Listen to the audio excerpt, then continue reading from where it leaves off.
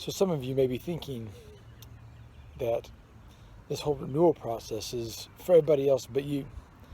Maybe you're thinking, I've gone too far. I've done too much. There's no way that God can use someone like me. That maybe your sins are somehow too great, and that for some reason, whatever it is that you've done in your life, that it somehow keeps you from being loved by God. There was a man, one of the kings of Israel, who was described as a man after God's own heart. His name's King David. And David did a lot of things right. David wrote many psalms that we read in the book of Psalms, and many of them are great praises to God. He was a great king of Israel who led the country faithfully to love and follow God. But David was not a perfect man. In fact, he made quite a few mistakes. Some of them pretty bad. And instead of ignoring them, instead of running away, instead of looking for other opportunities, he, in his mistakes, he sought God. And he writes about them. In one of the Psalms, he said, "Blessed is he whose sins are not held against him." And he knew what that blessing was like, because there were some of the great sins that he had were quite public and just really bad choices.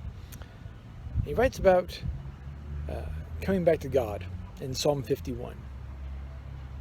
And there in the middle of the psalm, there in the very middle of that chapter, he writes these words. He says, "Create in me a clean heart, O God, and renew a right spirit within me." And his prayer is that God would restore to him his salvation, restore to him that relationship that he had with God before. That he knew that his sin separated him from God. And he longed so much for renewal that God would make right those things that he had done wrong. And maybe that's our prayer today. Maybe that's the prayer you need to let sink into your heart this week. Is that prayer of just that God would create in you a clean heart, a fresh heart, one that would love and serve and follow him, one that would go to such great lengths to pursue God and his desire for us.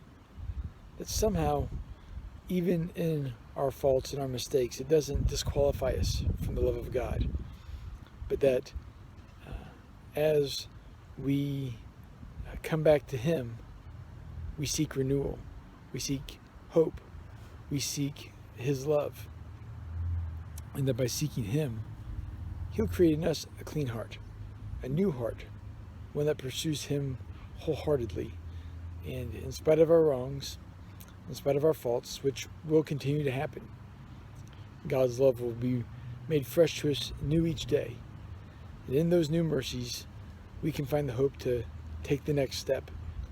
We can find the hope to reach out to others who they too need to know about God's great love for them and how he wants to create in them a new heart, a clean heart, a heart that longs to serve and follow him. I hope this finds you doing well. I pray that God will continue to renew us and remake us as we are apart, so that as we come back together as a church family again, that we might be able to make his name great and help our community find their way home to him. I love you guys. I'm praying for you, and I hope to get to see you real soon.